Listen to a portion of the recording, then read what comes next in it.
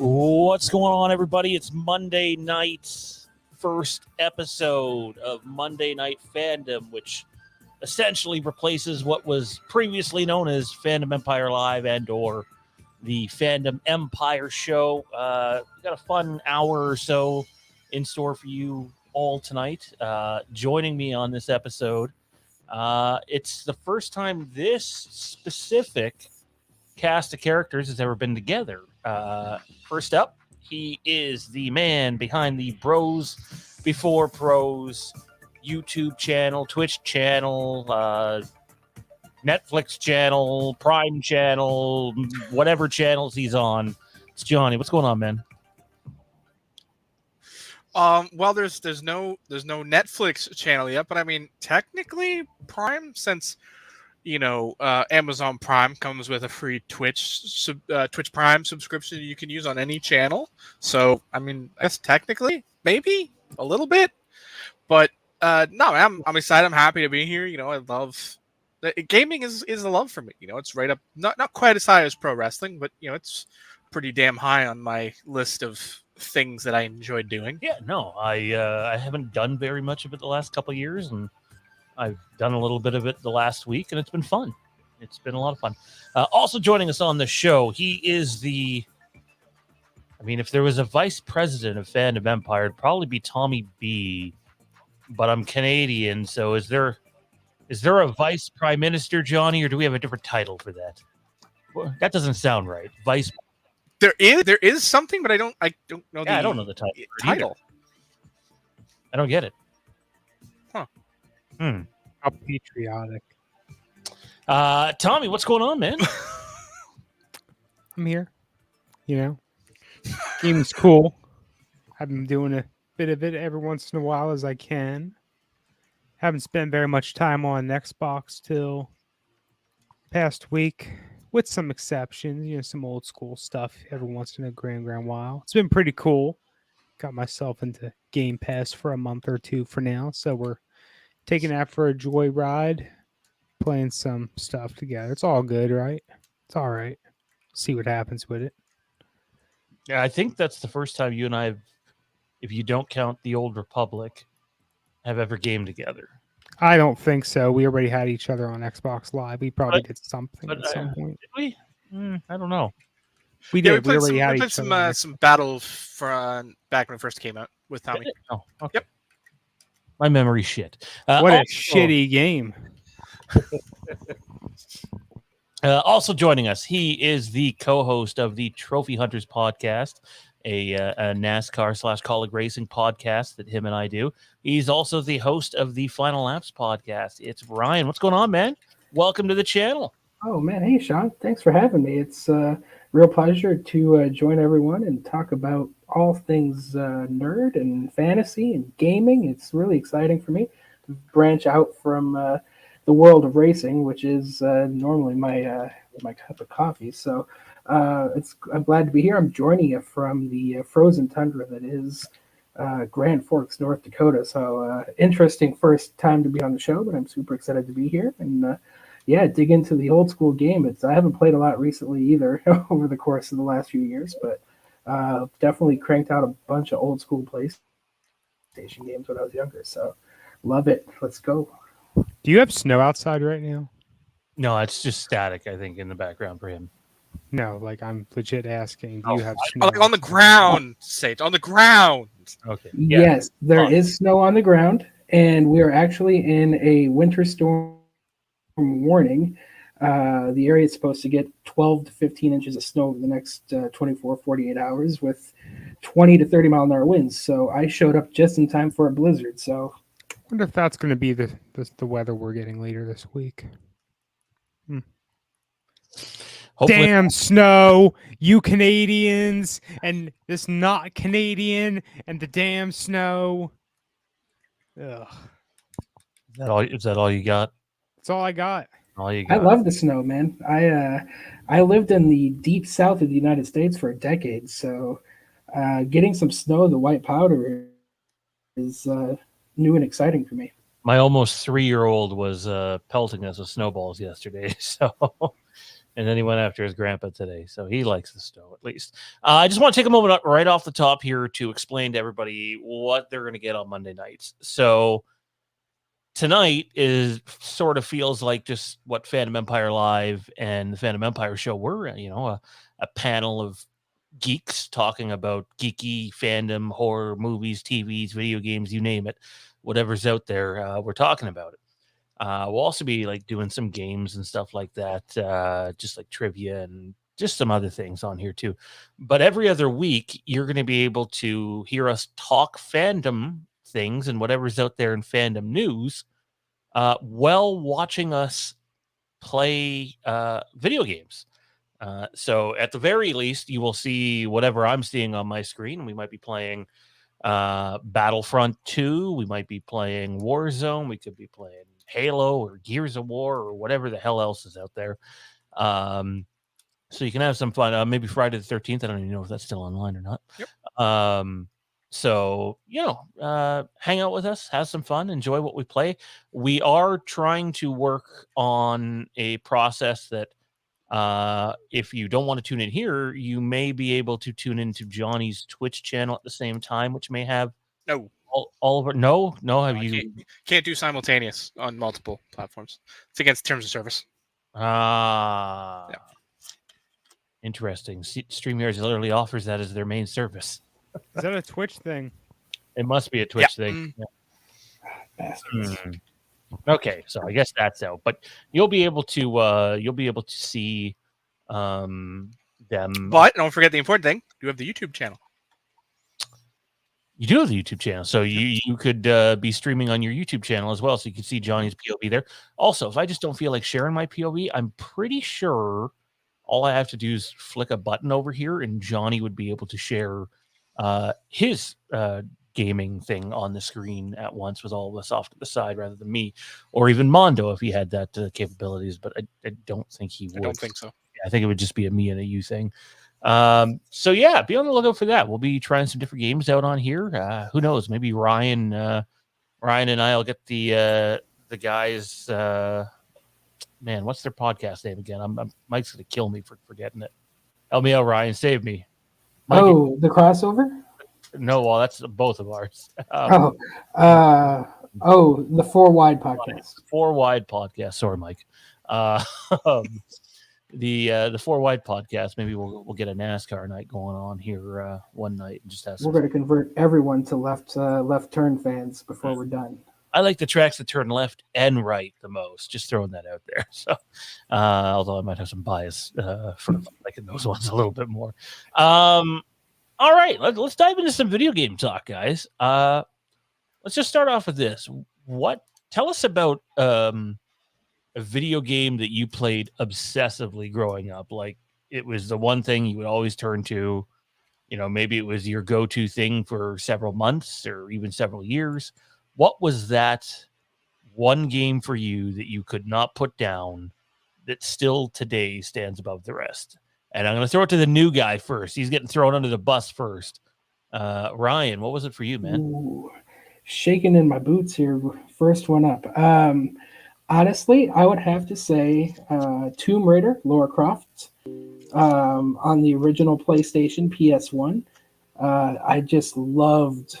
I still do. I love all of the games that bring in puzzles and complexities where you have to kind of think outside the box. You have to find secret passages. And, as a teen back in the day, I loved the pixelized butt that was Lara Croft as she would always go through her tunnels. I can't help myself.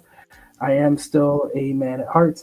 So as a kid, I really loved playing Lara Croft. I mean, something my brother and I used to play a ton as well. He really got me into it. So I really played that for years, truly. And obviously, they've come out with several versions of Lara Croft as well. So that franchise has lasted better part of 20 years, I would have to say at this point. So haven't played much of her recently, but as a kid, I really rocked out a lot of Lara Croft Tomb Raider games.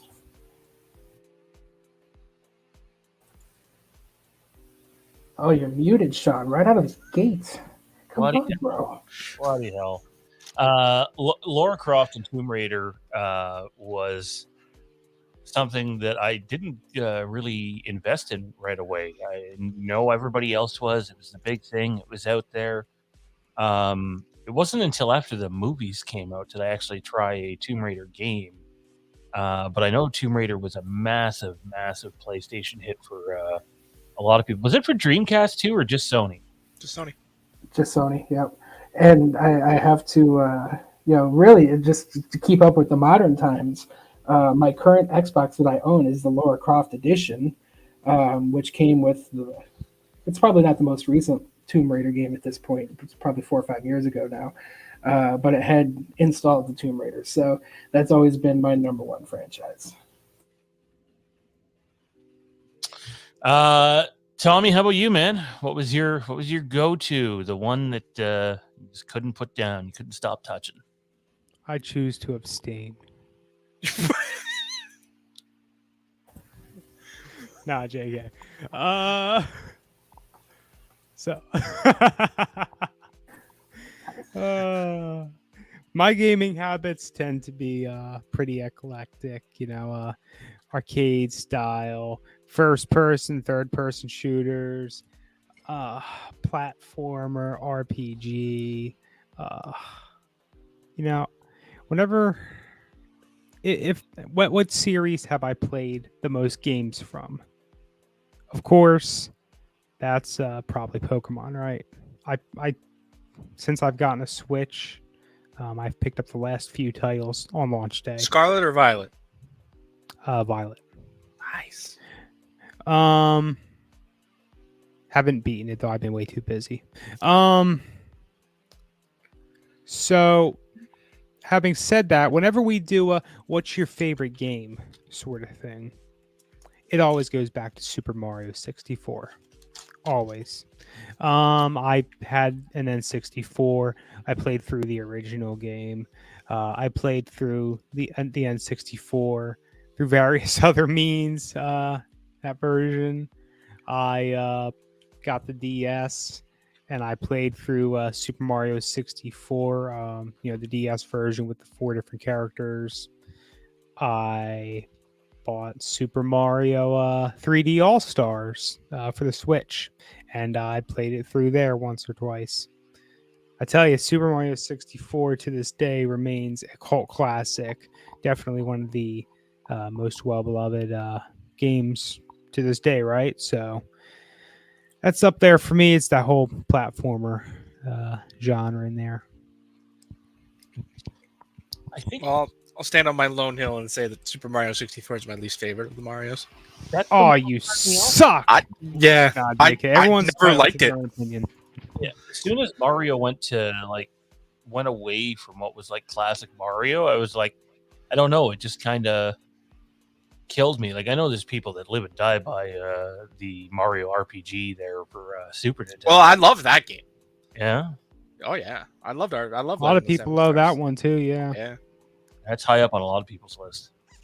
And I'm not gonna lie, no Mario RPG or no Mario RPG, no Mario game have I enjoyed as much, and I didn't really get too into the Wii ones since I got my hands on the Super Mario Odyssey for the Switch. Love that game. I'm not comfortable outright saying that it beats Super Mario 64 for me. But if there's ever a Mario game that really came close and really made me think about it, it's that one. It's fantastic in my opinion. But you would know about that since you don't like any of the 3D Marios.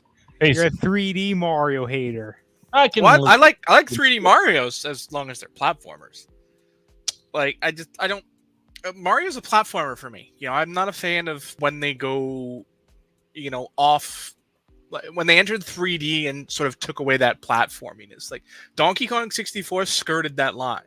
They went 3D, but they still kept a lot of the platforming elements. How are we defining platformer? I mean, for me, it's just sort of that. Because I consider Mario 64 a platformer game. It can be.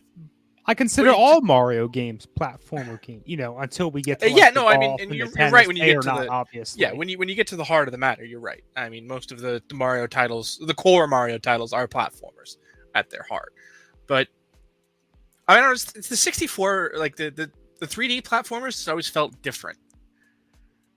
Because they weren't sort of.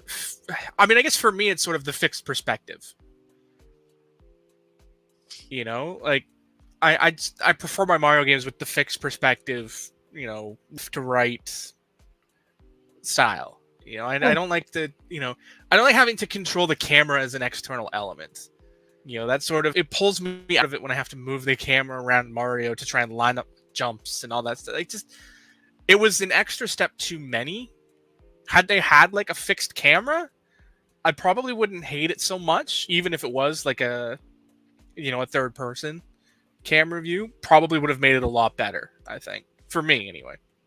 Man, I hated those Star Wars games that were built around the Super Star Wars games that were built around basically to be Mario, but Star Wars skins. I couldn't stand the way they played at all. Justin I says, tried it, yeah. yeah, They're not the best. Justin says Resident Evil 2. Resident Evil 2 is the first game to like really scare the shit out of me. I was didn't handle it well. Sham says Resident Evil 1 to 3, Guardian Heroes, and GTA and Die Hard. I don't remember playing a Die Hard video game. Die Hard. The only Die Hard game I can remember is, I think they had one on the PS1. I don't know. I can tell you maybe Max Payne. I loved that one as a kid. Max Payne was huge when it came. Yeah. That was big. I have a hard time saying kid Max Payne. I was definitely firmly in the teenage years by the time that came out. Sham also added that he thinks Tomb Raider might have been on the Sega Saturn. I didn't know. I mean, Sega Saturn, that's a deep pull right there. Oh, man. Tomb Raider was on the Saturn. Johnny, have you given yours? No. It's, I guess sort of piggyback with Tommy, but for me, it was Mario All-Stars. The SNES. Now, that was my game. I've spent so many hours playing. It's so many different games. If you have the All-Stars Plus World cartridge, that's the one. Like, that's the game for me. You can play any of the original Marios, 1, 2, 3, Lost Levels, all of those Marios, and Super Mario World. Just, oh man, that was where it's at. Those are the games I spent the most. I was a kid, because for me, like, when I think of like the N64 generation and forward, I don't feel like I was much a kid at that point. It was into the early teens, and I don't associate those games with my childhood.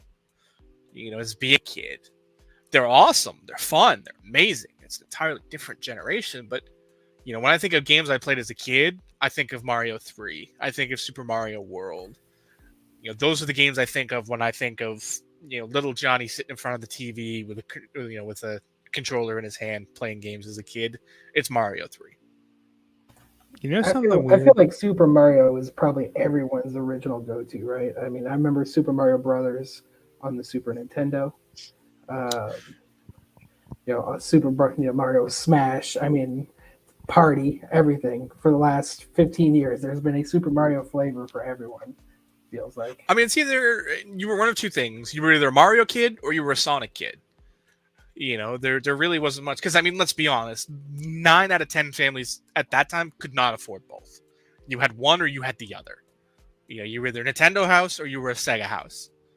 And that dictated who your childhood gaming icon was. If you were a Nintendo house, Mario was your king. If you were a Sega house, then Sonic was your king. And you brook no argument. Like the console wars of the 90s is so much better than anything that came after it. Console wars. I mean, Sony ain't putting out a, Sega does what Nintendo don't. Like those, it was an amazing generation of hatred in a fun way. I screwed up as a child. I grew up at a friend's house. He had the Sonic, Super Sonic, and I played the shit out of Sonic Hedgehog, just hours and hours and hours. And when I was asked what I wanted for Christmas one year, and I was like, "Oh, I want the Sonic. I want to play it," and I stupidly said the Super Nintendo. Stupidly is not the right word. But on Christmas time, I got a Super Nintendo and not a Sonic. And that kind of pivoted my entire gaming genre as a child. into the Super Mario Brothers, and we haven't talked about it, Donkey Kong. I loved playing Donkey You made Kong. the right decision because, as we all know, Sega didn't last. Not as a game, console maker, of course. Sega. That was actually in my the mind. problem with Sega ago. was they were too far ahead.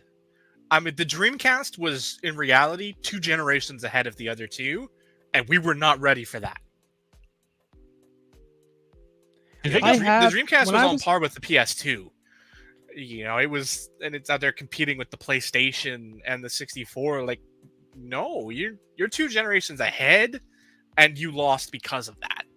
When I was in elementary school, mind you, the PS2 was out at this time. I did have a friend who had a Dreamcast. And did you say Saturn or Dreamcast? The Dreamcast was so far ahead. Yeah, who had a Dreamcast, and I had the opportunity to play that, a handful of times with him.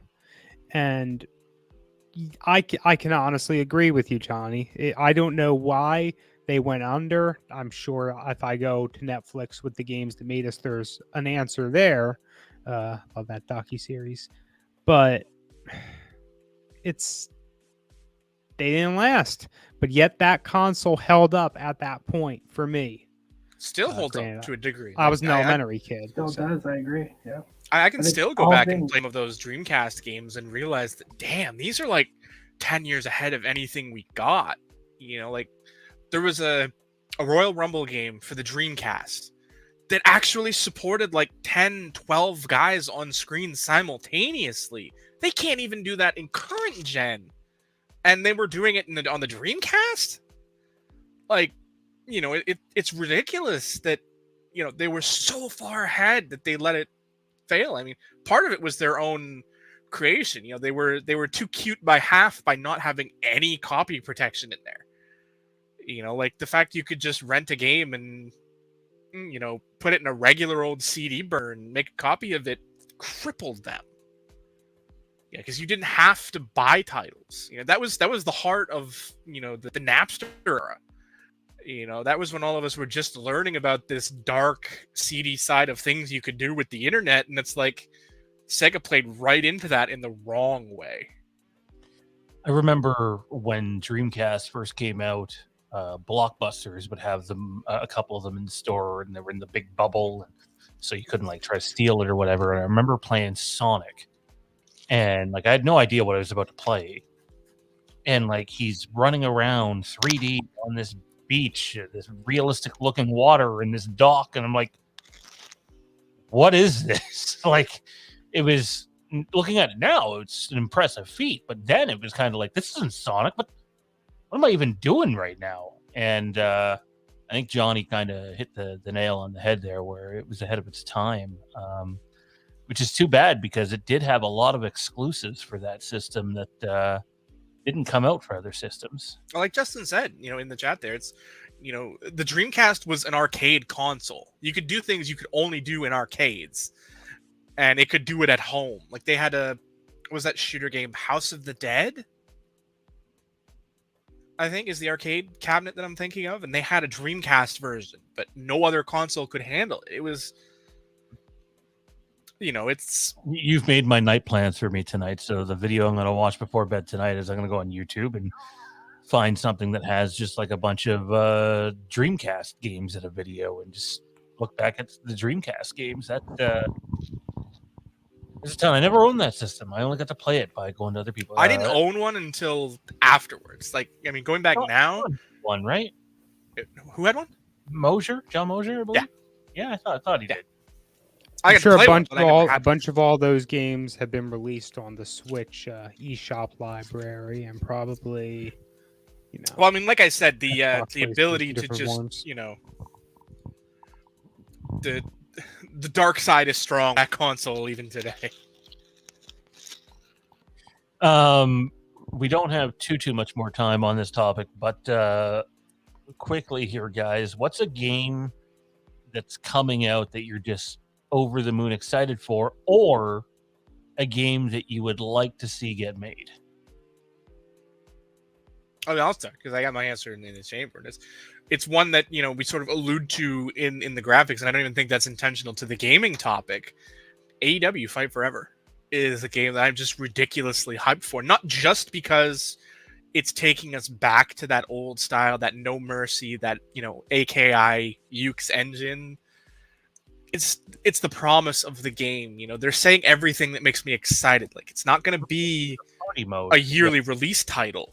They're planning this to be they're comparing it to like Destiny and those other games that are consistently putting out new content, fresh content, without having to purchase a brand new game every year. And that is, it's insane to think of the idea of a sports title going that route. Like, I mean, everything I see about that game just makes me more and more excited. The promise is so high, and we're looking at a February release of that. I can't, can't come soon enough. When we found out that they were doing the, I don't know, it's like the party mode that was in the old NHL 2K games. I think it might have been the NFL ones too. Yeah, just like the mini game stuff. I know it's such a small thing, but it's like stuff like that I love. Like, you can get a bunch of guys together one night, and I'm not talking online. I'm talking like in person, and just have a guys' night and screw around on that game.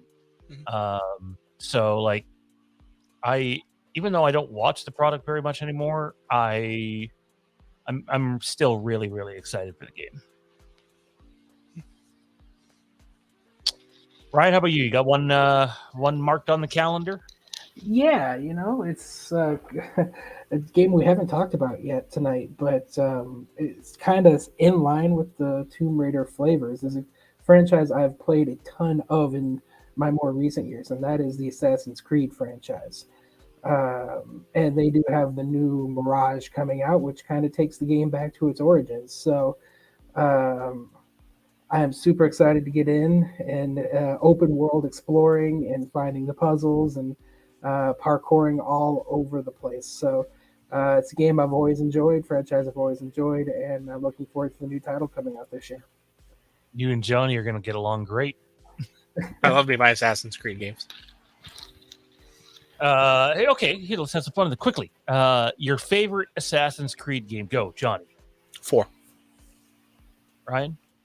Ooh, the original, truthfully. Oh! Wow.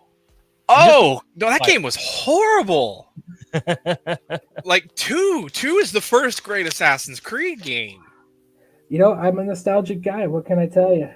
I mean, I understand this. Like, the story in 1 is great, but the gameplay was so bad. They hadn't figured out who they were yet.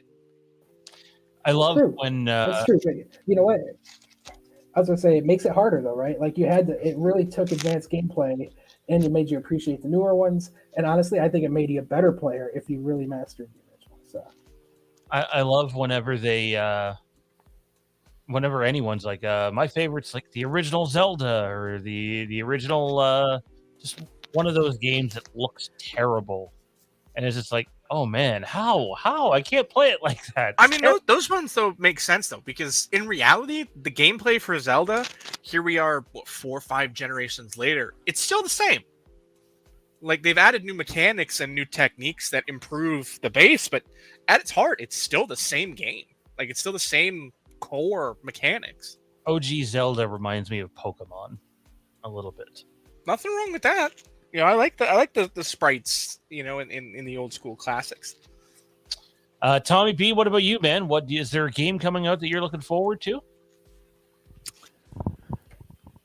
I mean, I really can't say Jedi Survivor because I don't have a console for it, and as of now, I have absolutely no intention of getting a console for it. What do you mean you don't have a console for it? It's not going to be on the Xbox One. Are you sure about that? What? I'm pretty sure about that. Yeah, Jedi Survivor. That's not going to be on the Xbox. It will not be on one. X and S I think it's just X and S. Interesting. Yeah. So I have no intention of dropping that kind of cash flow on a new console right now. Maybe eventually, but just with where things are right now, no. I'll cheat a little bit and I'll just say, there was a highly anticipated Pokemon release. Johnny and I were just talking about a few moments ago. It's open world, which is something they Completely have open really world. they've really creeped their way toward doing it, and they finally did it. And they've been having some issues, rightfully so. But I'm not one of those people who's hitting them over the head with the issues. I'm finding it to be a legitimately enjoyable gaming experience. I laugh at them when I experience them. Like you see, like the FPS drop and just go ridiculous, and a little bit. sprites will just sort of hop around in weird ways. But it's still, at its core, it's fun. I mean, I miss the sort of the randomness of the grass encounters. If they'd have stayed sort of sword and shield in that instead of just going pure overworld in the encounters. But other than that, it's fun. I mean, it's also more interesting, right? Because you're not forced progression-wise. I accidentally went from the 3rd to the 8th gym. Walk into the 8th gym and all of a sudden that wasn't a good idea, Pokemon... considering there's no level scaling and all that. Exactly. It's like, I'm walking in with like my 20s, my mid-20 team, and all of a sudden the team I'm facing is in the 50s. I'm like, I've made a mistake. Yeah, I got a level 30s team. I'm in this mountain or cave. Oh, here's a level 75 Lucario. Yeah, which I did catch. Which I did catch. Was it a Terra? Those are so much easier to catch above your weight class. Yep. Yeah, I'm so fucking lost. It's a fun game. It's getting its ass handed to it in the reviews. But I was really looking forward to it over time because of the way they built up to it, especially with the last few releases. And I'm still enjoying my time with it. So that only came out a few weeks ago. I'm making my way through it slowly just because I don't have the freaking time to, spend 100,000 hours on a game that just came out like 3-4 weeks ago. So I have 3 really quickly I want to get to before we outro you guys and bring on Jer. One's a hypothetical game. Halloween. Now, I know Jimmy Champagne has been out there saying that it's coming, it's in development, but doesn't mention a studio or anything else behind it. And I'm not saying he's wrong. I'm simply saying I have tried, and I cannot get that confirmed by anybody. So if he is, I hope he's right. I would love a Halloween game. But this is the one thing I'd love to see people do. For the non-gaming expert out there, they'll be like, oh, a Halloween game. They need to make it just like Grand Theft Auto. It'll be so friggin' amazing. We need the Halloween Grand Theft Auto game. And it's like, that's never... Are you stupid? Ever.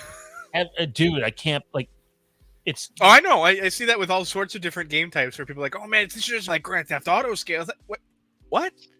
What you can probably expect out of a Halloween game is very similar to what you're going to get with, or what you already got with Friday the 13th. What you're going to get with Texas Chainsaw Massacre. Chainsaw Massacre. At the Dead very, by Daylight. The very high end of things, you might get a game. Again, I'm not saying this is in development, so please don't say that. It could be at some point. I think it'd make money. Is if Halloween really put their money where their mouth is and went and did a game like The Quarry or a game like Heavy Rain or something like that, where the story changes every single time or what's the other one? Until Dawn, a cinematic style Halloween game where the choices you make change the story every single time, where you get replay value. I could see a Halloween game like that. I was just going to say Telltale, I wish would have done a Halloween game, yeah.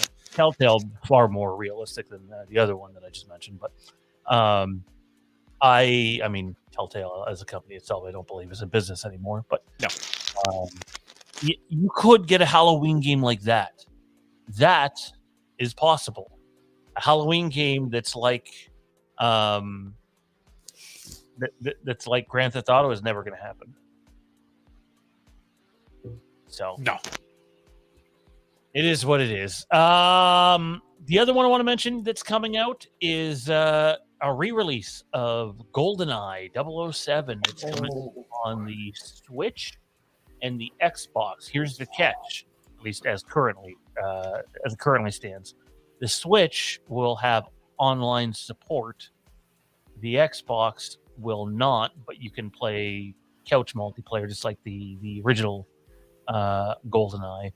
And when this was first announced, guys, I was kind of put off by it because I wanted to play online. But then, I thought there's enough people that live around me that played that game, that love that game, that we could absolutely just, order a couple of pizzas and do a guys' night and play, GoldenEye together. I think that's possible. That said, it still seems very weird to do that and not offer any online support, given it's 2022.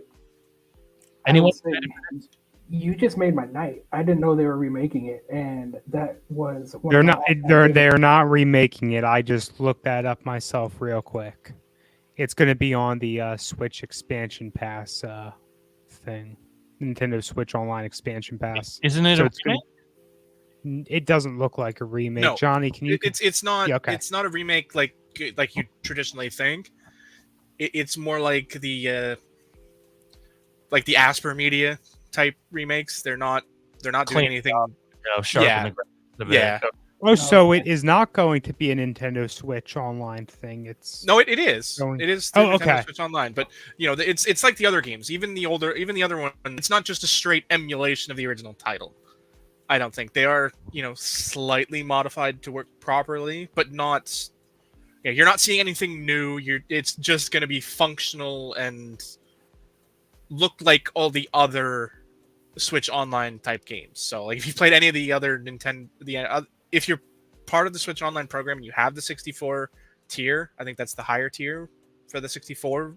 Yep. Then you'll know what you're getting. It's just like that. It's going to be just like all those other titles, and the Xbox version is, I think it's the same team that did the Rare Replay, because I know if you purchase the Rare Replay, you get the GoldenEye update for free on the Xbox.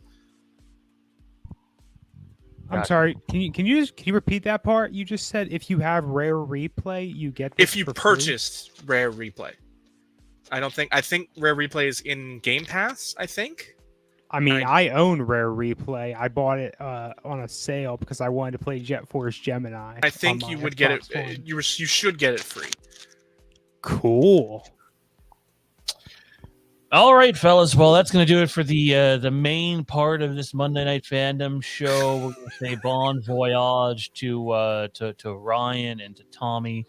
Tommy, you first, bro. Where can everybody find you at, good sir? I am on the Facebook Fandom Empire group, floating around the pages, sometimes answering those pretty fun fan mail messages we get from time to time. They're pretty colorful, We got our chats to go along with it. Good stuff. And I guess I'll be here, from time, most of the time, if not all the time, Monday nights, right? Should be a hoot. Also leaving at the moment is Ryan. Dude, what do you got going on? Where can everybody find you at, man? Yeah, you can find me very active on Twitter. You can't see my little handle because of the Fandom Empire thing, but Yacht Racing 45, you're going to get a lot of racing content out of me. And as you already listed, I'll be on YouTube working our different channels, whether it's the Crossover Move or the Colleague Racing Podcast or even my Final Laps podcast. And on Facebook, you can find us in our Facebook group. So you can big shout out to our Colleague Nation and our Dinger Nation Facebook pages. That if you're into racing, come check us out. We're talk racing all day, every day. So you can find me over there as well. Yeah, I'm needing the season to come back. I'm at that point. It's been too long already. Thanks for doing this tonight, fellas. It was a pleasure having you guys, and might see you next week. Sounds good. Man. It was really fun. Yeah, thank you so much. All right, joining us from the I don't know where he's joining us from. He's the man behind the Dark Match Drive. It's Jer. What's going on, man? Not much. Just tuning in, checking out you guys talking about GoldenEye and Pokemon, and yeah, I'm excited for some video game talk. Were you into GoldenEye? Were you one of those guys? Yes and no. I'd go over to my buddies and play it here and there, but I'd never had an N64. I was a PlayStation guy, so I kind of missed out on some of these social games, I guess. remember whenever a Bond game would come out for PlayStation, I'd be like so excited thinking it'd be like the new GoldenEye, but it was like never the new GoldenEye. Yeah, Right? everything would be like, yeah, it's as great as GoldenEye. 10 years later, it's still not as good. And then 20 years later, it's still not as good. And now they're like, hey, let's just re-release GoldenEye. I think PS2 had one that Johnny and my brother, played occasionally. It was like Nightfire or something, where you could ride the ski rail across the thing on the one. Where they actually had Oddjob at the correct height, and you could throw his hat. Yeah, Nightfire was probably my second favorite James Bond game. Okay.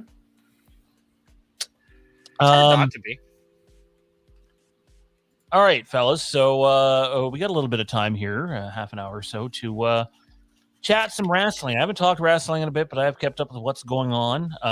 Johnny talked about how AEW Fight Forever is currently slated for February, so that's exciting. I'm really looking forward to that. And that's the assumed date. That hasn't been officially confirmed by anyone. Okay. It's like leaked but not leaked. It's like rumored and in whispered circles, but they haven't nailed a date yet. So ideally February, though. I'm stupid excited for that. I just want to get it and have fun with it, and I'm sure that'll be a title on Monday nights that we end up playing here too. Oh, it absolutely will be a title on Monday nights. That'll be some fun. Can't wait till we get that guy who just punches 10 billion times over again and everybody gets pissed at him. Anyway. Don't insult Jared's skills. Hey, I'm very good at button mashing, all right? I will hit you with 10 straight suplexes. Oh, man. This move worked once, I'm just going to keep doing it. Yeah, I figured out one thing. I'm going to do it till I win. That's my thing forever. Yep. My oldest guy, Zachary, whenever he would play that DC game, what was that? The DC Street. That's it. So whenever he played Jade in Injustice, he would get her cornered and just like do these little low kicks, and he would just do them. She couldn't do anything, and he'd just beat her that way, and it'd be like, oh my god. Then again, playing against the AI, I would use the green arrow and just use like the bow spin, just catch him in the corner and just bow spin all day, and they'd never be able to move. Oh man! Why wouldn't you just use your arrows? Because you can jump over the arrows. Oh. So let's go WWE first. I got a two-parter for you guys. One, who is this man fighting at WrestleMania this year? Who's your money bet? If you were laying some money down, who would you be betting on? My money bet is on multiple people. Well, you only get to pick one, but at the end of the day, you only pick one. But give us everybody you think it might be. Not want it to be, but think there's a real good chance it could be. And two, who finally beats this guy? Not saying it's soon, but... Well, I think it's two different answers, because I think when he finally gets beat, it's only for one belt, not both. I think one of the reigns is going to stay intact for quite a bit longer. I think they're trying to put him on par with the elite of the elite. And I think he's going to drop one belt, probably the one he's had less. So I guess that'd be the Universal? No, he's had the WWE title for almost a year. Okay, then I guess the WWE title. I think, yeah. So like 9 or 10 months, I guess, so far. Whichever one he won from Brock is the one he's going to lose first. Yeah. The only reason Johnny is mentioning kind of a couple people is there was a rumor that came out within the past couple of days saying that there's a push for Roman to actually work both nights of Mania. I think we're going to get that, and I think the answer is simple for a reason why. It's Fox and USA are tired of having one champion on both shows. Yeah, they got to get the belt on the other show. I mean, the US title's nice, but they have like that. You know, if you look back through the history, they have this. I want what the other has. You know, I mean, remember, was it Hell in a Cell? Was it 2 years ago? The Hell in a Cell, yeah. Because we ended up with like 4 Hell in a Cell matches in 2 weeks, including a Hell in a Cell pay-per-view mixed in the middle. SmackDown, and took it off the pay-per-view, which blew everybody's mind. And then they did the pay-per-view with no Roman Hell in a Cell, and then they did another Hell in a Cell on Raw because USA was pissed that Fox got a Hell in a Cell. Fox got one, we want one. Exactly, yeah. So. I think you're going to see the brand split reestablished in the new year, and it will be more proper, which I think you can make a brand split work. The roster's big enough. Like I don't get people being like, oh, the roster can't support. Yes, it can. It absolutely can. It is far too big. Like you have name brand main roster stars going down to NXT right now because there's so many stars. Plus, let's be honest, Triple H has sort of gone around like Thanos collecting lost stones that Vince threw away, Yes. And it's great DC reference. Okay. All right. But it's damn it. But the roster's expanded in such a way that you're going to the brand split reestablished, and you're going to end up with one title on both. And I think WrestleMania is the right place to do that, because then you can have 2 nights of WrestleMania. One night main event is for the world title, one night main event is for the Universal title, and that's it. Because 2-night WrestleManias are not going anywhere. There's way too much money to be made for the company to do away with that. You think he wins night 1 and loses night 2? Then it would be weird to have him lose night 1. I think it's the opposite, actually. Because I think they're still going to keep the money match main event on Sunday. That's going to be the night 2 main event is the one that people are going to want to come for. And I think that's the one that's going to stay the money match. And I think the money match this year is very simple. It's the one we've been building to for the better part of 5 years. It's the one that's being built to on NBC in a primetime television show. It's the match that is being built to in media interviews that have absolutely nothing to do with professional wrestling. It's the head of the table versus the head of the table. It's The Rock versus Roman. That's the money. That's the money match. It's Rock Roman, and I think it's perfectly timed to do it because we are now December, and Dwayne still has nothing filming in that first quarter 2023.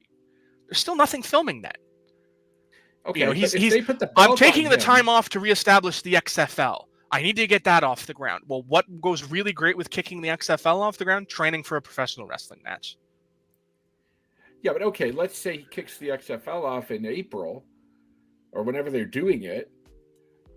Do you think he's like you said, the problem is USA wants a champion that's going to be on their show every week. If Rock gets the belt, he's not doing Monday Night. Rock's not going to get the belt. That night's not for the title.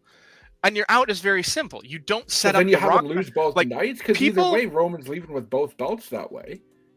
No, because you have one night for the title and one night not for the title. Now there's your out. Is you don't put the title on the line in the Rock match because it doesn't need to be. It absolutely does not need to be on the line in that match. Well, then you just put Roman over. I mean, that's the result. Even if you do put the belt on, Roman's going over. Roman's not losing to The Rock. Isn't one of the things they're trying to have The Rock possibly win the Royal Rumble?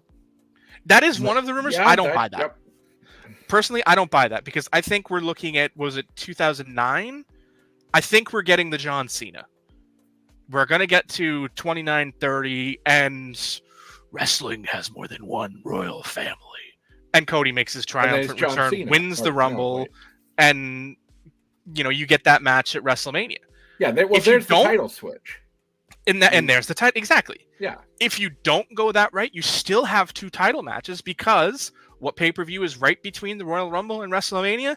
It's No Way Out or Elimination, whatever they're calling it, at the Bell Center. In Montreal. Hey, who happens to be this really big star that happens to be from the city of Montreal? Well, you got 2 choices. You can either go KO or you can go Sami, and it depends on when you want to do the Sami Zayn turn. Like, a lot of people think it's next. I still think that's too soon. Well, they got to do the turn before Mania. I don't think they do. Kevin Owens and Sami Zayn against the Usos. I don't know. I think we might actually be building up to that New Day NXT or that New Day Usos match at WrestleMania for all the belts. And I got no problem with that. No, it's not interesting. They've fought 17 million times. At least you get the Sami story intertwined and the Usos thing feels fresh. The problem is the Sami thing is so much bigger than the tag belts. They're not going to put him over Roman, though, and I mean that's the only logical. No, but your money feud there isn't Kevin and Sami against the Usos. That's not the money. Money is Roman versus Sami. Yeah, that's the money. If Sami's not getting the belt, then that can be a throwaway. They're not going to headline but Mania with it. I they hate to tell you, should. I love you, buddy, but Sammy's not getting a sniff of the belt. No. It's not happening. And you're going to get Sammy versus Roman. That's the come out of this.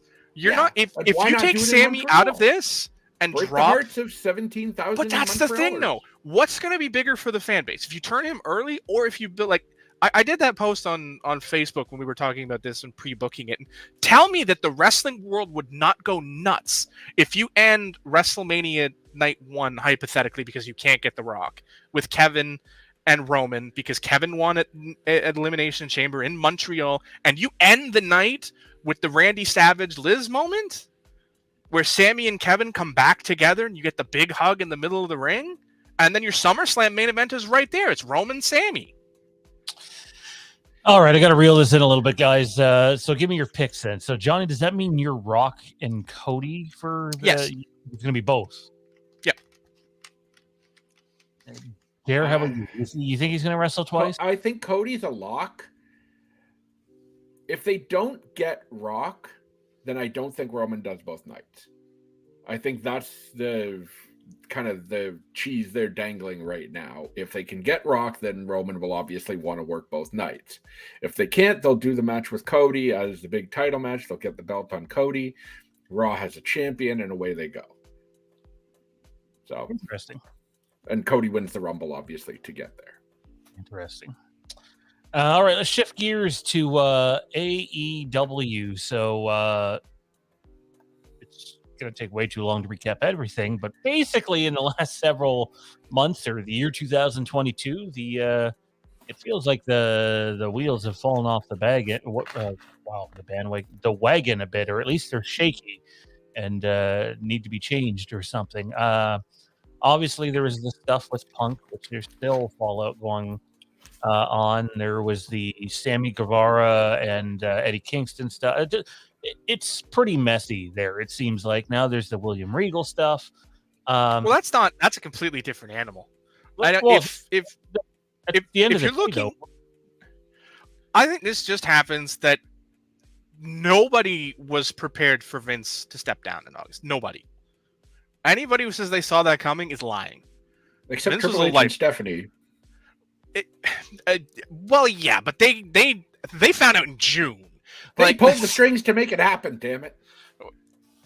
Possible, I don't know, but nobody saw that coming. When Regal left, he had nowhere to go in the current administration. He was the number 2 guy at NXT, and that was his ceiling. Yeah, I get that. Now his ceiling is much bigger. Letting him go is the right decision because you're letting him move up. This isn't a parallel move. He's moving into the WWE as a vice president. That's...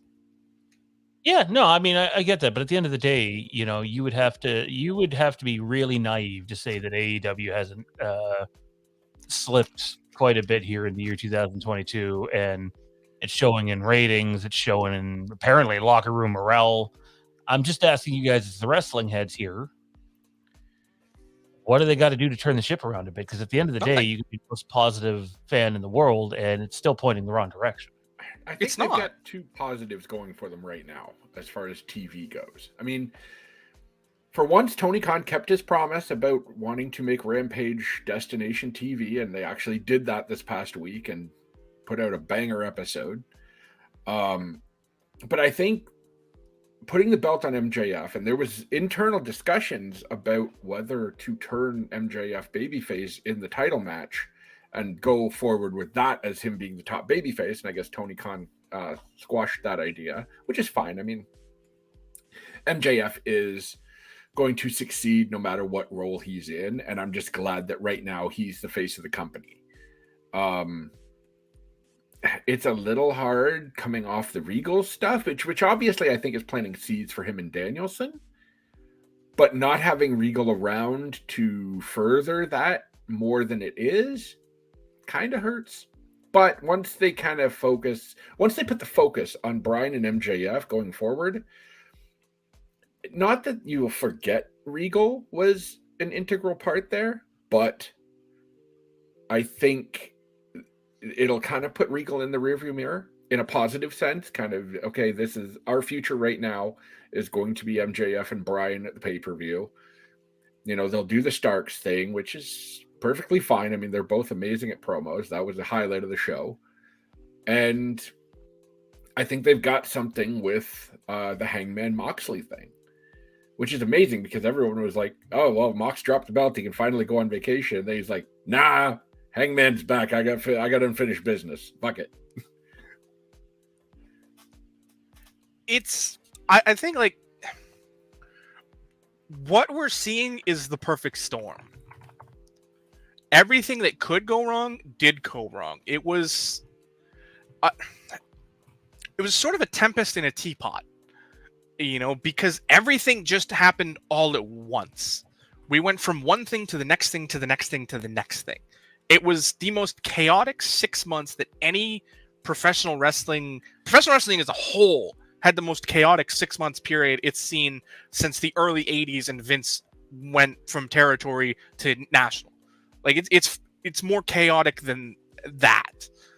Like, there's no event that we can look forward and say, oh, well, this, you know, people look at events in pro wrestling and names. Like, if I'm talking a conversation with Jerry and I say, man, this is like Black Saturday, he's going to know what I mean, because Black Saturday is important in the wrestling world. Brawl Out. Boys.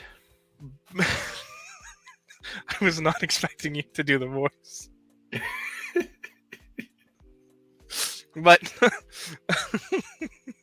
if you understand that reference, you're awesome, and we love you.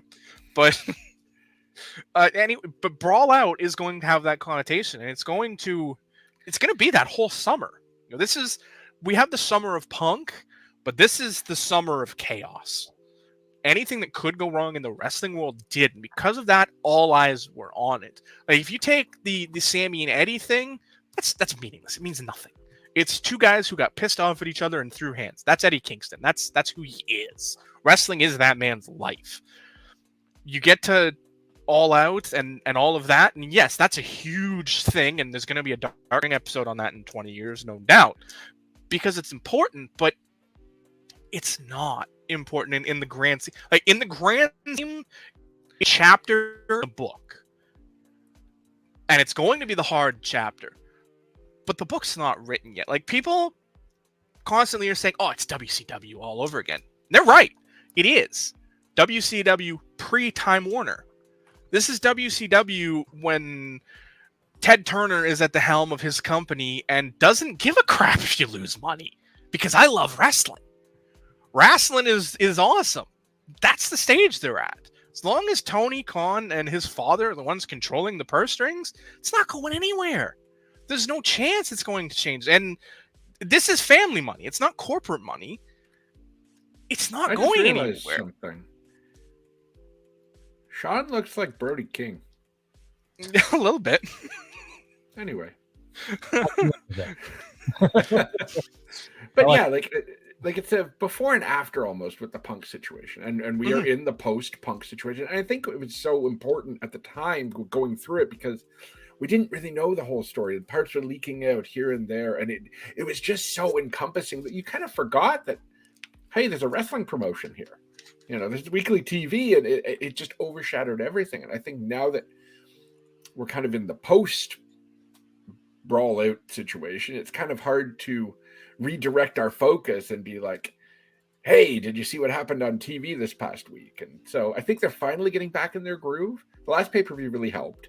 And I think going forward, they'll hopefully maintain some of that momentum, and there'll be a fun TV product again. So then, in short, you guys both think at least the ship is steering in the right direction. Slowly but surely, yes.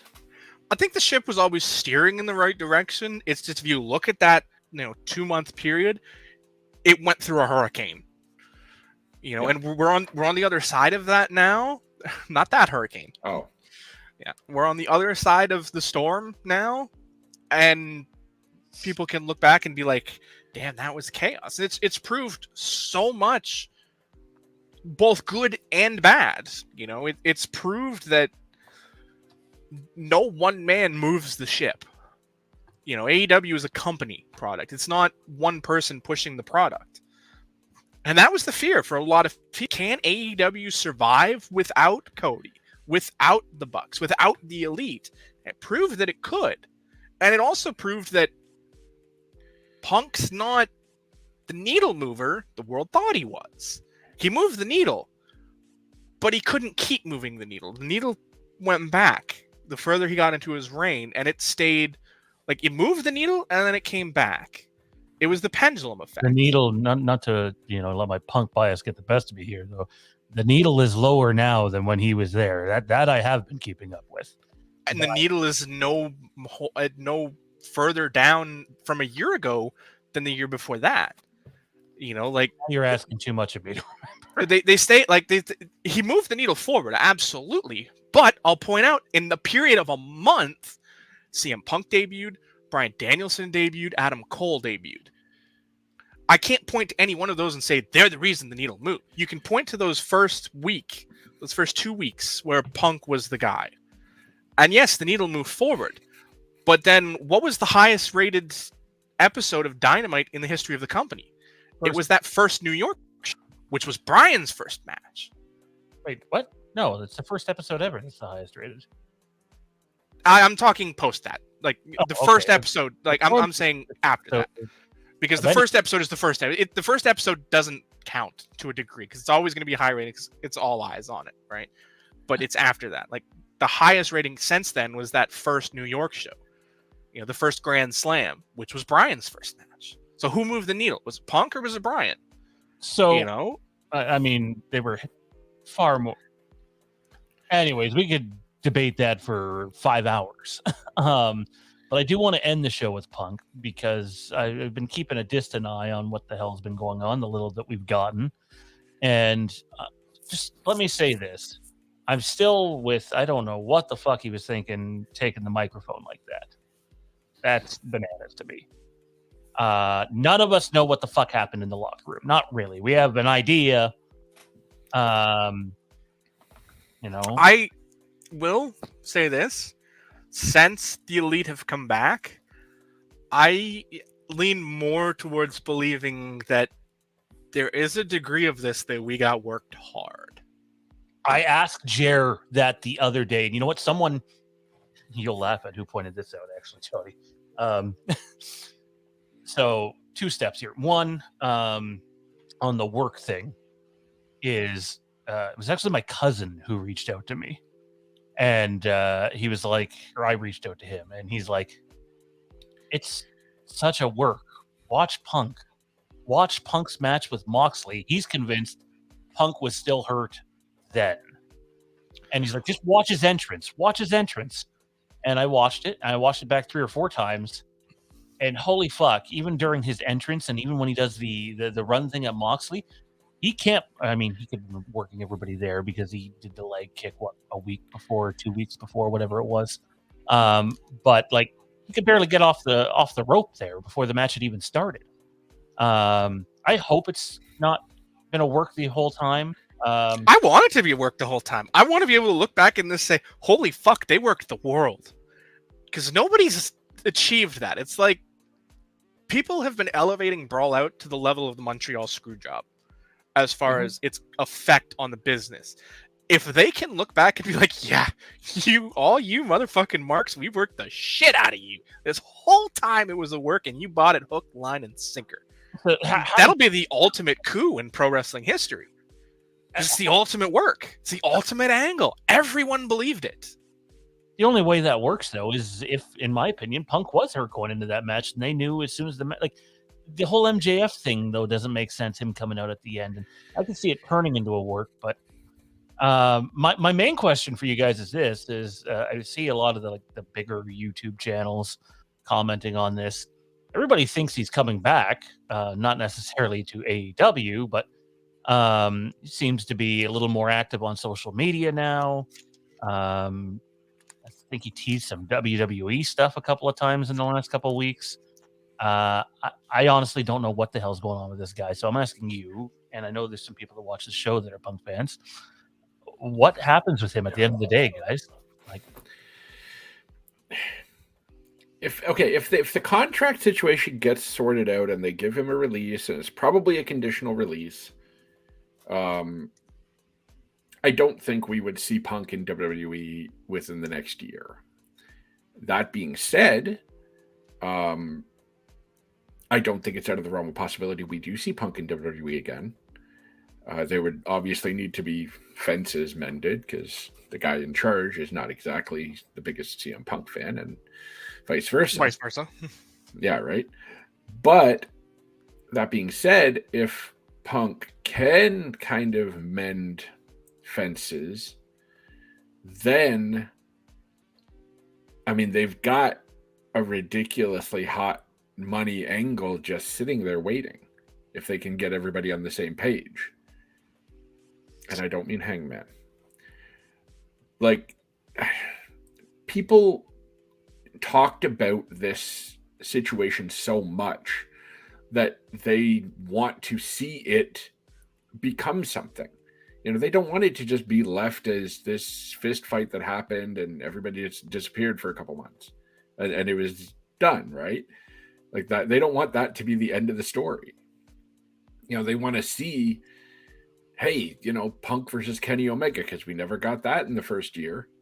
You know, there's so many untapped things coming out of this that there's a lot of money left on the table if they don't. Now, Punk being this, you know, old school businessman, you know, I came in to, you know, bring in this $1 million house and all this, and people need to listen to me.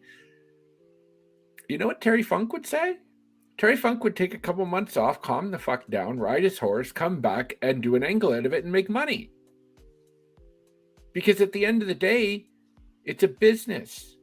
The whole goal is to make money. And if you're just going to, you think Punk wouldn't want a pay-per-view check for what he'd make working Kenny Omega? It doesn't make sense to just hold this grudge and just leave it and boom. So I don't know where they go from here, but I hope it's not just dead in the water and everybody moves on. And, you know, that being said, Death Triangle and the Elite is some fun stuff. So, you know. Well, Death Triangle. I think it comes down to Punk found his passion for wrestling again. And in this situation, I think if cooler heads can prevail, the money is there. There's no question the money is there. And some people will be like, oh, the money's there in WWE too. Well, no, it isn't. It really isn't. Not nearly as much. The money match in WWE is the only match that can't happen. You know, the money match in WWE is him and Triple H. That's the money match. I think that's the only match that can't happen. Yeah, well, obviously that's unfortunate too. That's for all the reasons that everybody knows, that would be a go-to. But I think there's a match to sell with Roman Reigns and CM Punk if Roman Reigns is still champion. I'm not saying CM Punk, but I don't think it's the same because there's no. If you look at pro wrestling as a whole, what are the best angles in pro wrestling history? Oh, personal ones for sure. And they're the personal ones. They're the ones that draw the money. The Paul Heyman complex. I'm not saying it's the biggest thing ever, but hey, on a Mania where you don't have The Rock coming in or something, and you've already used your Cody Rhodes card, I would say it's still a bigger draw than anybody you currently have in the company. Oh yeah. But again, like Jared said, there's zero chance. Like if you think there's like there are a lot of fans who are like, oh, Punk's gonna show up at the Rumble, and you know at WrestleMania he's gonna be at the main event at WrestleMania. He's finally gonna get his main. The fuck he is. If Tony Khan negotiated William Regal, who was being let go on peaceful, amicable terms, out of his contract to the point where the only caveat is you cannot appear on television for 1 year, do you think there is any way CM Punk is getting out of that is if they cut the money off? Like, you pay me nothing, we walk away. And that's stupid. Why would you do that? Like, it's presumably safe to say that Punk still has 7 figures left on his AEW deal because it was a 3-year deal? I think it was a 3-year deal. Yeah. So let's assume he's making at least $1 million per, at least, and it's. I guarantee you, it's much higher than that. I'm sure. I mean, those merch checks probably duplicate that significantly. I was going to say, absolutely. I thought I seen it was north of $3 million a year. Even then, I'm saying, like, if you assume that he's leaving at least 7 figures on the table per year, what those 7 figures are, who knows? And with merchandising, because we don't know what the merchandising terms are in AEW, I'd have to imagine they're probably pretty generous, because a lot of it is, personal moved. It's through the Pro Wrestling Tees side, the AEW shop. We don't know how much the merch cut is for these guys. It's safe to assume that CM Punk probably has a very generous merchandise cut. Even above and beyond what all the other guys are getting, it's safe to assume he's getting, at the very least, 10 to 15% merchandise cut. So let's end the show with this one, guys. Where does he pop up next? Because I can't see CM Punk going to, anywhere else, if I'm being honest, that's not AEW or, hell froze over in WWE. I can't see it being anyone other than those 2 companies. And yet the one common thing that people seem to be reporting on this is most people don't think he's done. So to me, it's, you got to mend fences and work out your contract with AEW. Like, whether it's, I think go into there are still do something outside issue. There's still outside possibilities. And there is a wild card out there. And that is still Freddie Prinze Jr. Oh God! And I'll say this: he's a wild card. Too. If he actually, all to this point, Freddie's all been talk. He hasn't actually backed anything up. But if the things he's saying are factual, if he does have a network willing to back his project, if all of these things he said are factual, then I think there's something there, or could be something there. Now, if he's just blowing smoke out of his ass like millions of other people have done over the history, then whatever. It's just it's just another one of those could have beens. He's up there with Herb Abrams now in the category of pro wrestling. Hey, Herb actually got the show. Herb actually got the show in the ring. Herb had TV. Herb did have TV. ESPN TV too. It's a hell of a thing. But Herb did blew more it all coke before the TV taping than Matt Riddle. So Herb Abrams is the only promoter who did more coke than his roster. So would you put in money that time period goes to this new promotion, which I'm not convinced will ever happen. I'm saying that's the wild card. Okay. If all of those things are factual, then they're a card that could be played that doesn't exist right now. Do I think that's the case? No. I think that if there was somebody behind it, a network behind it, they'd have named names by now. They would have said something. But I still think, and I'm getting more and more into it. I said when I watched the last pay-per-view with my fam that Kenny wasn't ready to come back. They pushed Kenny into it, and I think the proof is in the pudding, and by that I mean in the body. Like when he came back at the end of August there, he was wearing the compression shirt and all of the tape and everything, and he was beat up. He was not ready to come back. And I think they figured that out. They thought he was ready. He thought he was ready. He gets back in the ring for the tournament, and they realized very quickly that I'm not ready for this. My Getting body, blown out of the water by Will Ospreay. I can't be back full time. I'm not ready. And they needed an out that isn't them losing that tournament because nobody was going to, it wouldn't happen. And then Punk gets hurt in the main event. And I think there's enough people in that locker room that could sort of realize the world we're in and in 30 seconds put this together quickly enough that we have the greatest angle in history out of it. I hope because everything played out like it's too unbelievable in certain places to be like this has look how long there are still people who hold on to the sacred cow that if Brett doesn't get kicked by Goldberg and doesn't have the stroke, Montreal was a work too. There's still people that believe that. And I mean, is that possible? Sure, I guess, but why would Brett have held on for 10 years after that and before he came back? And there's far too much there that says no, that was real, it really happened. And could they have mended fences? And he forgot Montreal happened, so he was cool with it. But I think that this one is a work only because so much afterwards that makes me say that. Like, we can make all the references we want to Tony Khan. and how he doesn't have a handle on his roster, and he, all of these things. But if Punk goes that far off the reservation, I think, Tony doesn't just sit there with like that look on his face. I don't know, man. I heard a Tony Khan interview I was talking to Jared about this a few months back when my daughter was born, with Ariel Helwani. And it was one of the most cringe-worthy interviews I've ever heard. Oh, he doesn't. I'm not saying he's good at the interview. Like, it was. I don't even know why he was on there doing the interview. It was that bad. He's not a great public persona, honestly. Like, he's really needs to just send his PR team to do this shit, because he's too invested in things, and he's a mark. Yeah, and that's fine. Yeah, there's nothing wrong with that. But then you need to be able to separate yourself from being the public face of your promotion, and you need to either be Tony the Mark or Tony the Businessman. You can't be both. Exactly. And if you're going to be Tony the Mark, then just stay behind the scenes, write your angles. Don't do business interviews if you're going to be Tony the Mark. Exactly. Send the lawyer chick, Mega or whatever.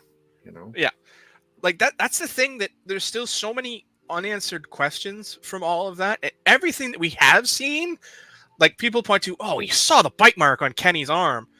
Well, guess what? I could put that there on my own arm. Like, I'm happy. I got a girlfriend. Bite right there. It's it's so much. It could go either way, and the more and more Kenny coming back without the compression shirt and looking like $1 million says to me he came back 3 months too early and he wasn't ready yet. And they needed an angle, and Punk got hurt. All of these crazy things happen at the same time. What is the best way to make chicken salad out of chicken shit? Is to work an angle.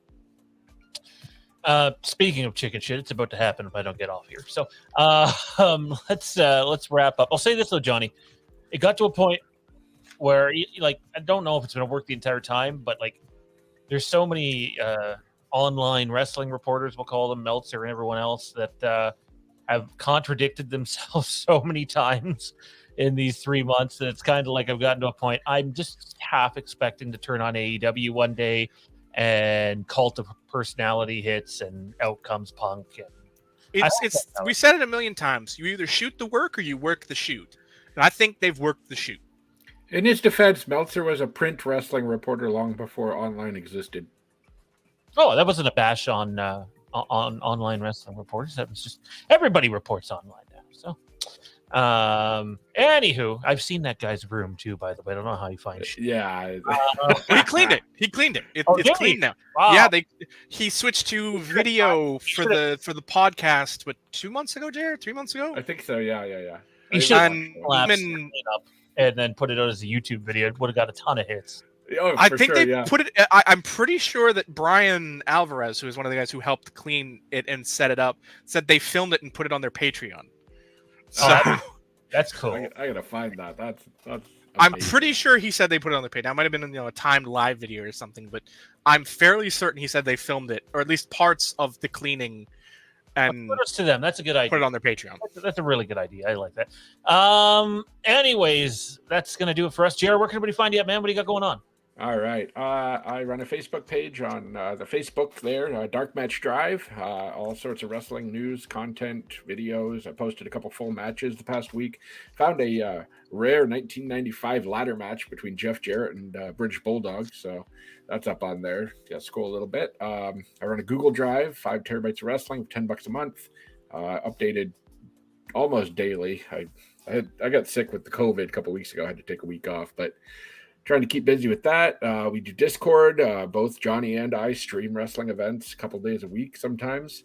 All wrestling all the time. It's if you love wrestling, whether it be then, now, forever. Come check Together? it out. Oh yeah, they added that too, didn't they? Together. Yeah. Yes, come check it out. You can find me on Twitter at Jamie Virtue. I just got unbanned after telling certain politicians I wish they would meet a wood chipper. I can think like that on Twitter. I can think of a few. Johnny, where can we find you at, man? What do you got going on? Oh man, you can find me on Twitch and YouTube, Bros Before Pros. That right there is the lovely graphic for the third episode of the Bros Before Zombie series, which dropped yesterday. We're gonna film episode 4. Right after I finished up here, and that'll drop on the channel tomorrow. And hopefully early next week, we will have our new series set up. We don't have a title for it yet, but it's going to be an NCAA football 14 dynasty with the Florida Gators. Bring that program back to prominence. Oh yeah. Nice. You can check us out tomorrow night. The Overlook Drive-In. We're talking about Terrifier, and we're also going to dive into Mike Flanagan taking a shot at Stephen King's The Dark Tower. So Flanagan's been pretty good with Stephen King adaptations, so let's hope that Can't be worse than the movie. I've never Yikes. seen that movie. So be on the lookout for that. We have a future episode of Star Wars Wastelands coming up a little later this month. Be on the lookout for that.